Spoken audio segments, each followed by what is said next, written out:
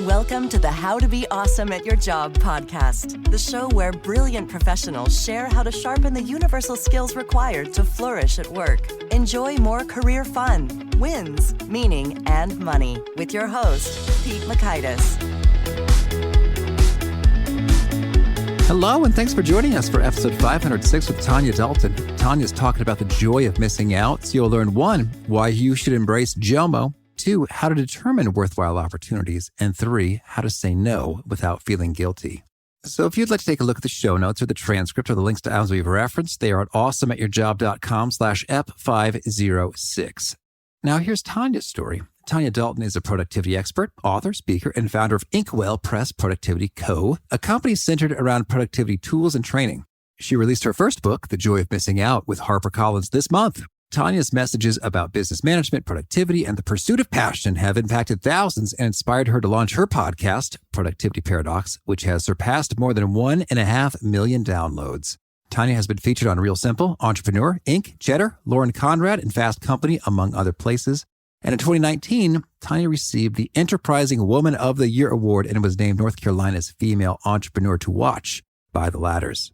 Thanks to Tonya for spending some time with us, and thanks to our sponsors. Check them out. One sponsor to check out is Bamboo HR. I love owning my own business, but I do not love doing government compliancy things. HR is hard, but Bamboo HR is easy. Bamboo HR is a powerful yet flexible all-in-one HR solution for your growing business. Wrangling benefits, onboarding, performance, recruiting, reporting, vacation time, trainings, oh my, can take hours. But with Bamboo HR, it can take mere minutes. Setting up a demo account is ridiculously easy. I didn't have to coordinate calendars to schedule a demo with a sales rep. Nope. I just created a sample account with sample data within 3 minutes of visiting their website, so I could immediately behold its vast capabilities. The software is genuinely beautiful in its breadth and simplicity. No wonder 34,000 companies trust Bamboo HR with their HR needs. So reclaim your time and check out the free demo at bamboohr.com/free demo. See for yourself all that Bamboo HR can do and how truly affordable it can be too. That's bamboohr.com/free demo. One more time, bamboohr.com/free demo. One sponsor to check out is EarthBreeze. I recently saw a Netflix documentary that talks about all the plastic that we throw away and we try to recycle, but it doesn't really get recycled. So I've been trying to reduce my plastic, and the most wonderful way that I've been doing so has been skipping those gigantic laundry detergent bottles for EarthBreeze detergent sheets. EarthBreeze detergent comes in super convenient cardboard, plastic-free packaging, so it's much more eco-friendly than your normal detergent. And I love how portable and quick and easy they are, and I save a pretty reasonable amount of time skipping having to carefully pour and measure liquid detergent into the machine by just tossing in a quick and easy sheet in there. I personally like their scent-free version, so check out EarthBreeze for an easy way to get clean clothes without the plastic waste and get 40% off with your subscription at earthbreeze.com/awesome. That's earthbreeze.com/awesome. Now, here's Tonya. Tonya, welcome back to the How to Be Awesome at Your Job podcast. Thank you so much for having me. I'm thrilled to be here again. Well, I'm glad we didn't miss out on having you back again. And we're going to talk about your book, The Joy of Missing Out, and maybe you could orient us first and foremost. So FOMO versus JOMO, what's the story here? Well, so for your listeners who are not familiar, FOMO is the fear of missing out, which I think so many people experience. They feel like opportunity knocks and I have to open up that door every single time. Otherwise, I'm going to miss out. And if I do, oh my gosh, I'm going to worry about it. And it's, this terrible thing. And so we often have this fear of missing out. And to alleviate that fear of missing out, we try to do everything. We chase our tails, being busy all day long, trying to do it all. And I try to tell people, all right, we need to let go of the FOMO and embrace the JOMO. We need a little more joy of missing out. I truly believe that there is happiness already really nestled into our day. There's joy just waiting to be had. But because we're filling our days and because it's so crammed full of, tasks and errands and projects and this and that and the other, we miss out on finding that joy, even though it's right there. So when you think about your ideal day, there's a lot of incredible, amazing things in it. But there's also some things that are missing. There's that feeling of being stretched too thin. That's gone. That feeling of saying yes out of obligation instead of saying yes to things you want to say yes to. That's missing. So really getting rid of a lot of that clutter and that noise in our lives, that busyness, allows us to find the joy that's already there, waiting to be had. Boy, I think that really resonates. And my mom just recently reminded me that John Mulaney has a joke in one of his specials associated with, once you reach a certain age, when plans get canceled on you, it's like crack. It's so thrilling and exciting because you finally have the opportunity to do nothing. Yes.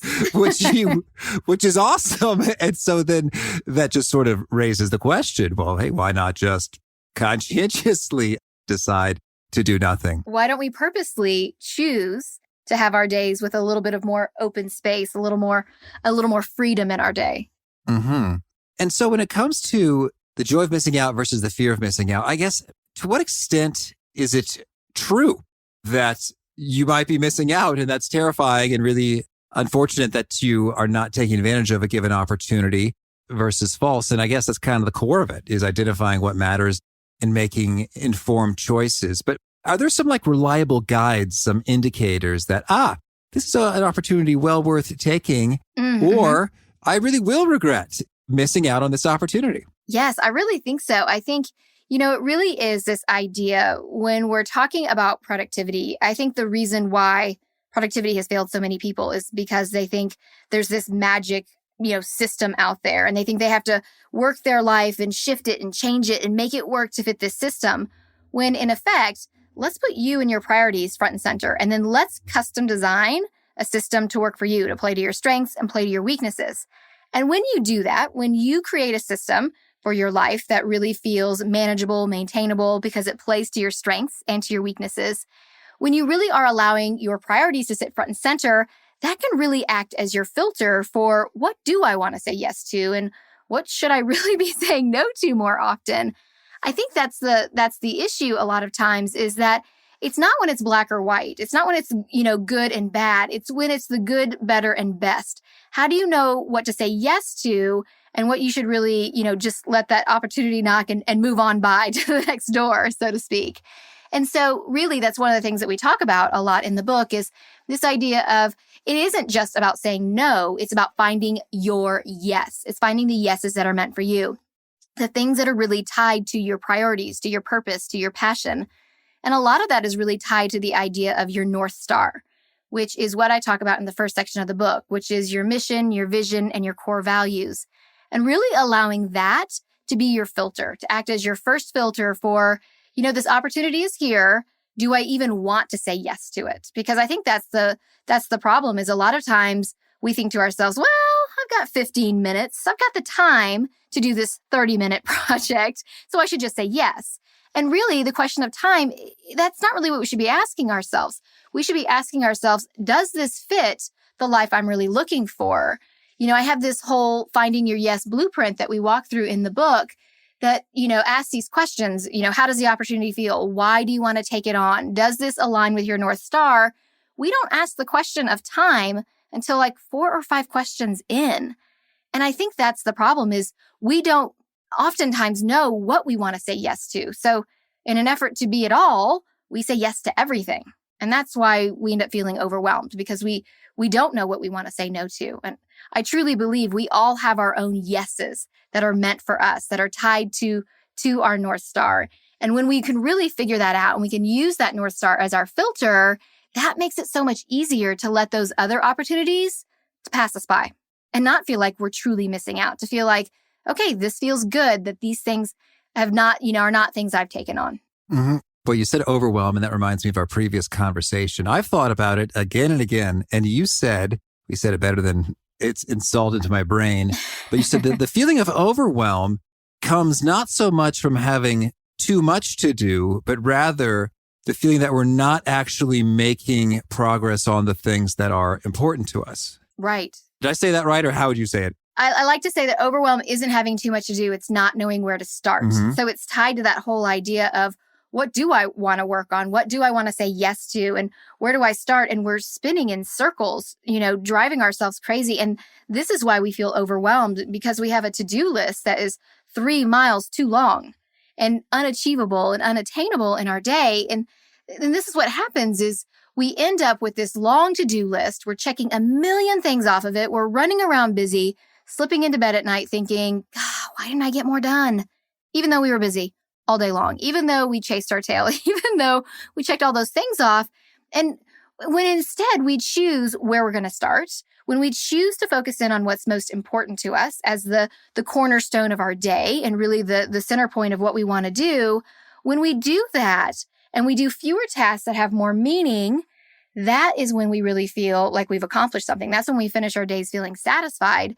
And I think that's really the difference, is knowing where to start, that you're not going to start with the menial tasks, the things that aren't really important and driving you forward, but knowing where you're going to start with those big tasks that feel really good to our soul. Instead of filling our calendar, let's work on filling our souls and feeling really good about our days. Mm-hmm. And I think that the corollary to that struck me is that, I've had days that had lots of activity to them, but it didn't feel overwhelmed. And it's because each of those things indeed was filling up the soul. And I think it's hard to feel overwhelmed, say, on a camping trip.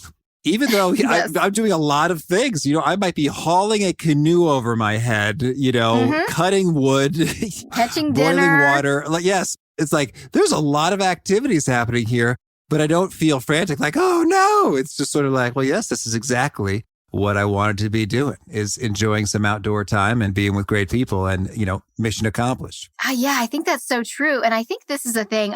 I like to tell people that productivity is like what I use to get them in the door. Oh, come over here, look at the productivity. And then they come in and I go, okay, it's really about being intentional. It's really about intentional living. It's choosing how you want to live your life and choosing how you're going to spend your day and really doing the things that do have meaning to you. Whether that is when you're camping and doing a lot of things that are really important, like you said, like getting the canoe together and getting dinner and cooking the dinner and doing all those things, you end up feeling really good because you've gotten something accomplished. You've worked towards your goal versus chasing our tails, picking up the dry cleaning, returning a shirt to Target, doing, these little teeny tiny tasks that are really filling up our schedule and keeping us from doing the important work that will make us feel like we're making big steps towards where it is we want to go. All right. Well, so now I want to talk a little bit about the particular hows of zeroing in on some of the North Star guidance. But first, maybe could you inspire us by sharing a tale of a transformation? Someone that you worked with who was dealing with one set of circumstances and experiences of stress, anxiety, overwhelm, and then what that person did and the results that emerged. Yeah, absolutely. So I've worked with a lot of different people, and I like to tell people that I've worked with, men and women in all different seasons of life with all different life circumstances. And I think the difference that it makes with what I teach in the book and in my courses is truly, it's all about customizing it so it works for you. So I had this one woman who I was working with who was really struggling because she just felt like she was in a dead-end job, but she felt like, well, I don't really have any choices because this is what I trained for. This is what I've been doing for the past, 10, 15 years. So there's no other options for me. There's no other place to go look because this is just how things are. And I think that's oftentimes what people fool themselves into believing, that there are no choices. When in fact, if we look around and we change our perspective a little bit, there are options everywhere. It's just a matter of sometimes having to go and look for them a little bit. So she was feeling really, really stuck. And those are her own words. She was like, I just feel stuck and I feel like, I'm not really happy, but this is just how life is. I'm chasing after, the kids and I'm doing all the things that they need me to do. And there's no time left for me. So she and I sat down and we worked on, discovering her North Star, uncovering what her mission, her vision, her core values are, and then creating all these systems that work around that. And, it was interesting because at the start of working together through this course, she was really determined that this was just not going to work because this is just how life was. And then by the second week, you could see that she was like, okay, there are some choices. So we first opened up her eyes to the choices and really taking a lot of what she discovered about herself. And this is why I think it's so important to start with that discovery phase, to really think about who you are in your heart of hearts. So she took what she learned from that discovery phase, and then she started really implementing that into how do I make it so this is the center point of my day. And so she started to feel really good about that. And then we started doing the simplifying and adding systems and making sure all the other things are running. And then now, I just caught up with her a couple of weeks ago and she's like, she goes, I quit my job. I'm now doing something I'm absolutely passionate about. I had conversations with my family about, what their schedule looked like. What did I want? What did they want? We have a lot of these misconceptions that our kids want to do 5,000 different things. Our boss wants to give us 5,000 different projects. And when I started having her create these conversations where she was like, what do you really want? What are your priorities? We began to uncover that a lot of this was stories she was telling herself, that her kids really wanted to do, 5 different after school activities every day. When in reality, her kids were like, no, we'd be fine just doing, piano and doing, field hockey. And so she was like, oh. So she was able to really make that manageable, not only for herself, but also for her family. And now she's, starting up a job that she's truly passionate about, that's really tied to very strongly to one of her core values of faith. And she says, she's in a completely different span of life than she was back when we started a year ago, because she really customized and made it all work for her. And to me, that is really what's most exciting, is when you see those light bulb moments where people are like, oh, I do have choices, or, oh, this is why I feel this way. Or, I love how now I'm spending more time on these things I really love. I mean, that's just one example. But I've had people who have, gone back to school. I've had people who have, changed careers. I've had people who've done all different kinds of things, because I think when we open our eyes and we begin to realize that we really can make life work for us, that life is meant to be enjoyed rather than just endured, and that we can create systems so the other things still happen, so that, the grass still gets mowed, the bills still get paid, the laundry gets done, and those types of things, that it really is achievable to have that ideal day and make that into your everyday. And that is truly what I love about what I do. Yes, that's exciting stuff. So we talked about the mission, vision, values pieces last time. So I'd kind of like to zoom in on saying no in terms of, one, I guess, being okay internally, psychologically with your own self. Being in a safe space to say no, yes. And then secondly, how you find the ability to articulate that when you're kind of nervous. So what are your top perspectives when it comes to saying no well?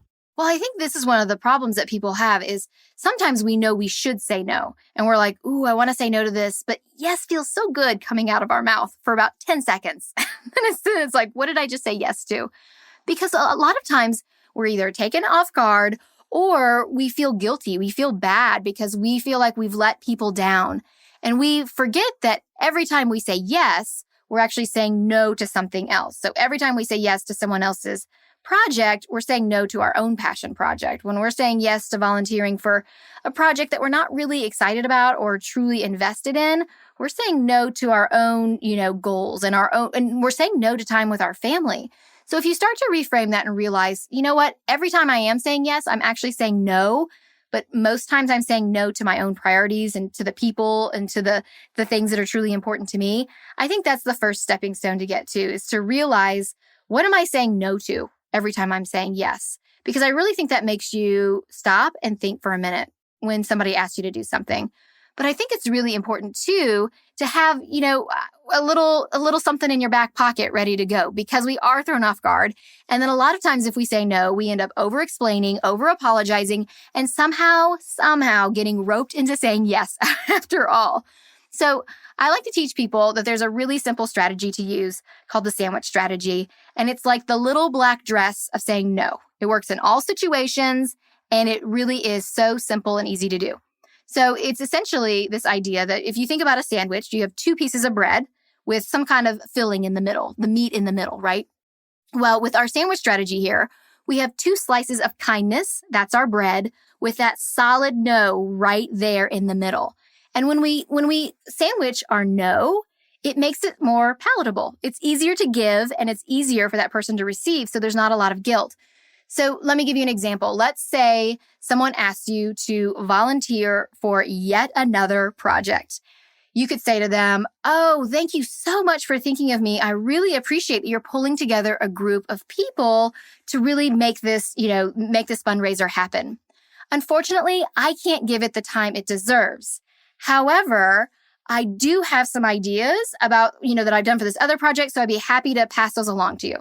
So there we've had kindness at the front, kindness in the end. But right there in that middle, there was that, no, there's no question about it. I cannot give it the time it deserves. And to be honest with you, that phrase, I can't give it the time it deserves, is one of my favorite phrases to use when you're saying no, because I'm not saying I'm busy. I'm not elevating myself. I'm not saying what they're doing is unimportant.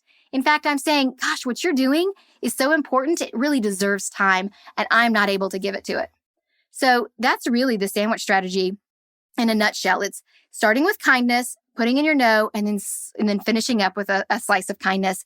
And because it works for all situations, it's so easy to remember. If let's say that somebody asks you to go out for a girls' night and you're really wanting to spend more time at home with your spouse, you could say, oh, thank you so much for asking me to the movies. I've heard some really great things about it.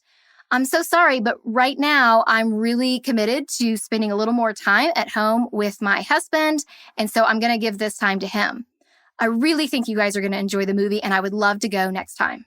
I think so often we forget that being kind and being assertive are not mutually exclusive. We can be assertive with our time. We can be assertive with our calendars. We can be assertive with our boundaries. And that doesn't mean we don't have to be kind or generous or thoughtful. We can be both at the very same time. Mm-hmm. All right. Excellent. Well, so that's a real nice, clear perspective on saying the no. And so then you've got a nice section on finding clarity within the realms of focus, time, and energy. Mm-hmm. How do you recommend we go about doing these things? Well, this is the thing is I think we don't realize that we have these three precious resources of time, focus, and energy. Once we give those away, we cannot get them back. Once you give away time, there's no getting it back. But we don't think anything of handing out 10 minutes here, 15 minutes there, 5 minutes here. If we thought about our time like we do our money, we wouldn't do that. If we had, a set amount of money for the week, we would make sure that we paid our bills, that we fed ourselves and fed our families. We would make sure that we paid our mortgage before we started handing out dollar bills. But with our time, we don't think about, first, I need to invest it in the places that matter, invest it in my priorities, invest it in my goals, and then I can hand it out. So when we shift the way that we're looking at how we spend our time and we start looking at it as an investment, I think that really does help. So we go through in that section 2 of the book, this whole idea of how do we clarify our days so that really we are spending most of our time on what matters most. And this is where I get into that very controversial idea of tossing the to-do list. The to-do list is one of those things that people have talked about for decades and decades. It started back with Bethlehem Steel, where they started doing a to-do list. That's where it actually originated. And, people have taken it so much further than what it was originally intended. It was originally intended to be a list of 3 things when it first was, brought about. And now people have these to-do lists that are 25 miles too long. So I really tell people, the problem with a to-do list is it's taking you everywhere but where you want to go. It's long, it's unorganized, it's jumbled, and it doesn't tell you where to start. And as we said earlier, overwhelm isn't having too much to do. It's not knowing where to start. So if instead of making a to-do list, you spend 5 seconds longer, and I can promise you that's all it takes to make a priority list, that tells you very intentionally where you want to start. I like to say that a priority list is a to-do list with intention. So like I said, it takes the same amount of time. It's just really thinking through what are the tasks that are most important to you. So it's a little bit of a riff on the Eisenhower matrix, which I know you're familiar with, and I'm sure your listeners are familiar with, which is, was originated from Dwight D. Eisenhower, our most productive president, and then adopted later on by Franklin Covey and that whole system. But we, instead of having the 4 quadrants in the priority list, we start at the top with that just 3 levels. So we have the top level, which is escalate, which is our tasks that are important and they're urgent. So they're important in that they are connected to our North Star, that mission, that vision, that core values. It's linked to a goal. It's something that's essential to be done by us. It's advantageous. It's not tied to our perfectionism or a story that we're telling ourselves about what we should be doing. So it's important, but it's also urgent. And so we put our items at the very top because that's really where we want to begin our day, with the things that are important, but have a deadline, because that's why they're urgent. And then that next level goes right underneath it. So instead of being a quadrant, it's just almost like a vertical list. That second level is cultivate, which are our tasks that are important, but not really urgent. So what's amazing here is that this is truly the area where you're going to see a lot of professional growth, a lot of personal growth, because these are things that are going to cultivate. These are investments in ourselves that will pay dividends in the future.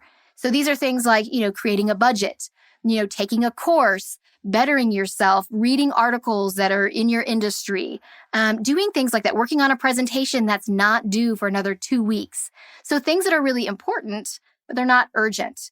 But because they're not urgent, a lot of times those get pushed aside, even though that's really where we're going to see the most growth, because they're not screaming out at us. So that's our second level. And then our third level is our accommodate. And these are our tasks that are urgent. So they're screaming out, they want to be done. They're not necessarily important. They're not really tied to our goals or our vision of where we want to go.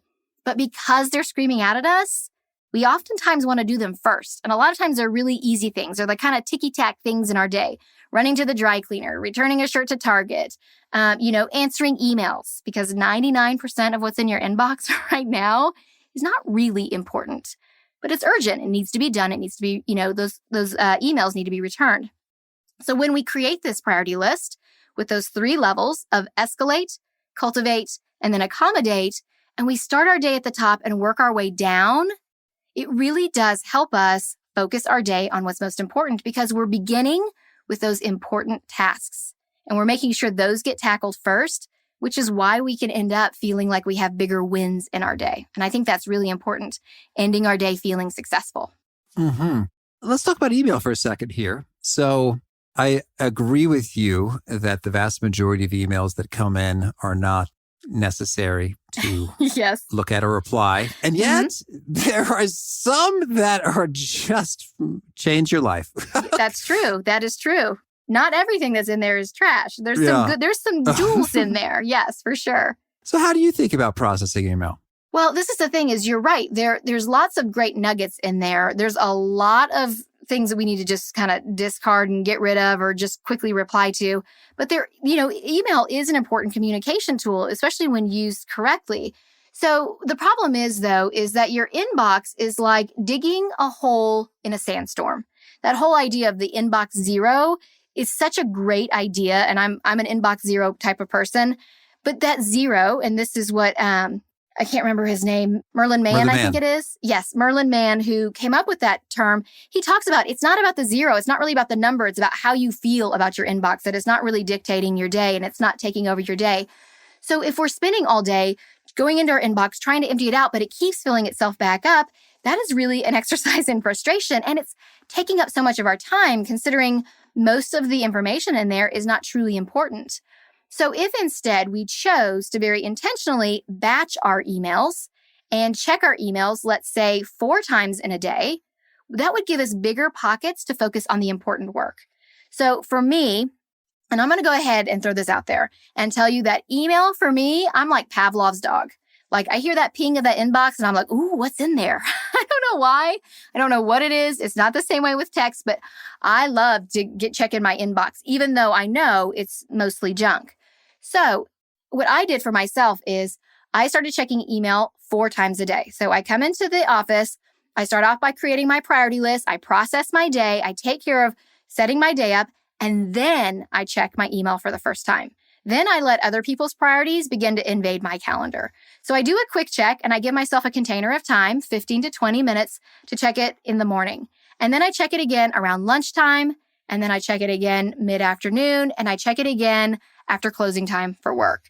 And I do it 4 times a day because that allows me to get through my inbox and really respond to the things that are important in there. It allows me to clean it out and keep on top of it, but I'm not in there all day long. So what happens is if we're checking email every 5 minutes or so, we're continually interrupting ourselves. We're not getting to that deep work where we can really do great things with the important tasks on our list. If instead we batch it, we have these bigger blocks of focused time where we can really get into our big work. And I think that this is the thing. It's not about getting rid of email. It's really about how can we make email effective so it truly does work for us. So for me, it's 4 times a day. Now, I have worked with other people who are like, I only check it twice a day. I have some people who are like, 4 times will not work with me. I need to do 6 or I need to do 8. And I'm like, that is great. Again, it should be totally customized to what works for you. Just be intentional with it. Make a decision when you're going to be in and when you're going to be out. And when you set that container of time, abide by it. And then use the time that you were checking email to do that big, important work instead. Mm-hmm. And so if you personally, 4 bouts of 15 to 20 minutes keeps you in control such that you are hovering near zero-ish most of the time? Yes. Well, and, like anything else, because when you're batching tasks, you're able to do it a little bit faster. You get into kind of that zone where you're just automatically like, okay, quickly checking them, and you can tell what's trash and what's not. And you're cleaning it out and you're checking things. And because you're in that batch zone, it's so much more effective than if I pop in there and I check 1 or 2 emails, and then I come in 10 minutes later and I check 1 or 2 more emails, and I come in 10 minutes later. Anytime that we're batching tasks and we're doing the same repetitive action again and again, over and over again, it's very similar to that assembly line, right? It just moves quicker. So we get that task done off of our plate, and then we move on to what is truly important.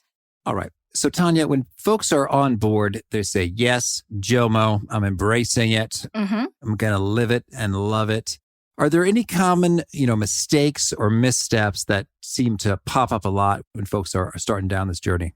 Well, I think one of the biggest mistakes we make, and this happens whether it's, with JOMO or a goal or a project or anything else, is we try to take it all on at once. Okay, there's all these different things you can do. And we talk about different strategies and tactics throughout the book, but people try to take it all on at the same time. And I think anytime that you're trying to affect a change and you're trying to, maybe live more intentionally, it's, okay, let's take a step back and let's figure out what's one thing you want to do first. Let's focus just on one small thing, and let's make these adjustments slowly so it really feels a little more natural, so we can begin to see how does this really work for you, and we can make those adjustments that I think are really important and are really necessary.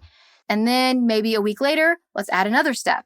And then maybe a week later, let's add 2 more steps and build up to it. Instead of trying to take it all on, it's kind of like, have you ever tried to, start getting up earlier? And so, people think, oh, I want to start this morning routine. You know what? I'm going to start getting up 2 hours earlier. Well, getting up 2 hours earlier, getting up at, 8 o'clock in the morning and then 6 o'clock the next morning, that's jarring to your system. So instead, back it up 30 minutes for the first couple of days, then back it up another 30 minutes, and then back it up 30 minutes again. It's taking these baby steps and making it so we can acclimate to these changes and really start building them in as habits. Because that's one of the other things that we talk about throughout the book is this idea of, let's take the thinking out of it. Let's make it so a lot of these intentional things that we're doing, these intentional choices, become habits. So we don't even have to think about them. They just happen automatically. We talk about that whole idea that our brain is 1/50th of our body, but it burns 1/5 of our calories. And we can choose, do we want to burn our calories on the nonsense and the things that aren't really important? Or do we want to burn our calories on the things that are really going to drive us towards that life we really want? And when we choose to allow habits to kind of step in and work on autopilot, especially when they're good, healthy, intentional habits, that allows all of that to run automatically and seamlessly, allowing our brains to really focus in on what matters most. Mm-hmm.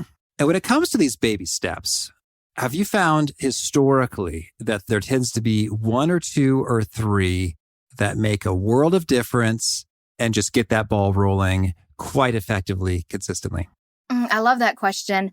And I would say, just like anything else I talk about, I think it really is personal to you. I usually tell people, start with what you're most excited about. Start with what you're most passionate about. What got you most excited? Let's start there instead of trying to say, like, you have to start here, then you go here.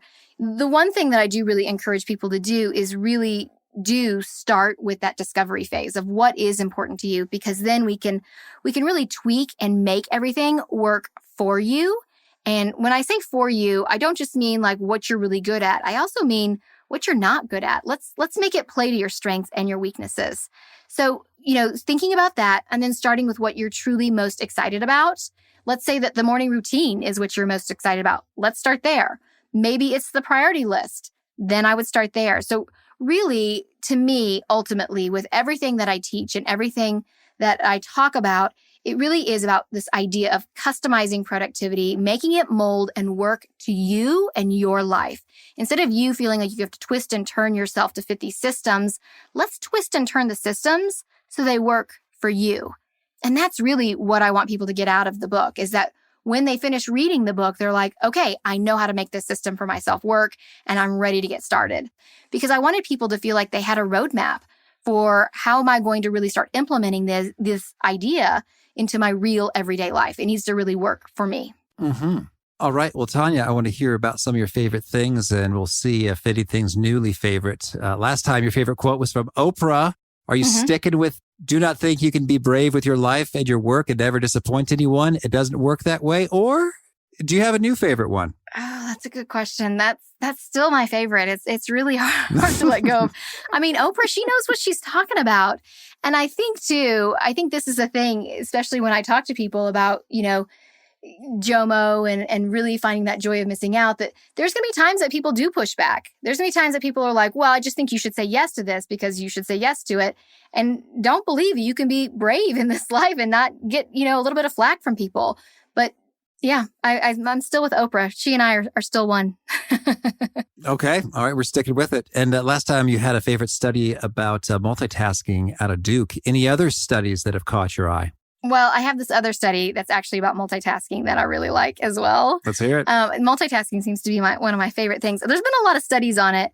And there was a study at the University of London on multitasking. And what they found was that when people were multitasking, they performed as well as people who had stayed up all night long. And so what they did is they had a control group that was, multitasking. They had a group that went to bed. They had a group that stayed up all night long. And they had a group that smoked marijuana. Now, the people who were multitasking did not perform as well as the people who had stayed up all night or the people who had smoked marijuana. So I like to tell people, when you are multitasking, not only are you increasing your cortisol, not only are you stressing yourself out, but you might as well either stay up all night or smoke drugs. Might as well smoke drugs. That'll be your pulled quote from this episode. Okay. Maybe not my pulled quote, please. Might as well smoke drugs. But I think that's so true. When people hear that, they're like, oh my gosh, I keep multitasking because I think it's increasing my productivity, but it actually is decreasing your productivity 40%. That means you're losing about, I think it's like 17 hours a week when you try to multitask. That's a significant amount of time. So we're really, when we think that we're working harder, we're not really working smarter. We're just wearing ourselves out. And the other part of that study that I thought was so fascinating is there was this inverse corollary where the better someone thought they were at multitasking, the worse they actually were, which I found interesting. Yeah, that's humbling. They would ask people like, how good are you at multitasking? And the higher they rated themselves, the worse they performed. So this is the thing. There's very few super taskers out there who really can multitask. Mm-hmm. Some listeners and I'm one of them. So caution there. The odds are not in your favor. Yes, the odds are not in your favor. And that's one of the things that the researcher said. He says, people want to fool themselves into believing they're the super taskers, but they're not. I mean, that's like his direct quote, but they're not. They're just fooling themselves. Mm-hmm. Well, so last time you mentioned a favorite book as Jane Eyre. Is there any other favorites you'd like to mention? Well, I just read not that long ago, James Clear's Atomic Habits, and I really enjoyed that book. That was something that I really enjoyed recently. But I've been doing, on the fiction front, I've been doing quite a bit. I've been reading some Ruth Ware, and I've really been enjoying her. I don't know if your listeners are familiar with her, but she just came out with one called Turn of the Key, and then she did A Woman in Cabin 10. So those have been my reads lately that I've been enjoying. Mm-hmm. And if folks want to learn more or get in touch, where would you point them? I would tell them to go to joyofmissingout.com for information on the book and where you can get that. It's available really anywhere books are sold. And then if you want to connect with me or learn about my podcast or anything that I do, my products or anything else, you can go to TonyaDalton.com. So that's Tonya with an O and a Y, TonyaDalton.com. And you have a final challenge or call to action for folks seeking to be awesome at their jobs? Well, my call to action could be just go get the book.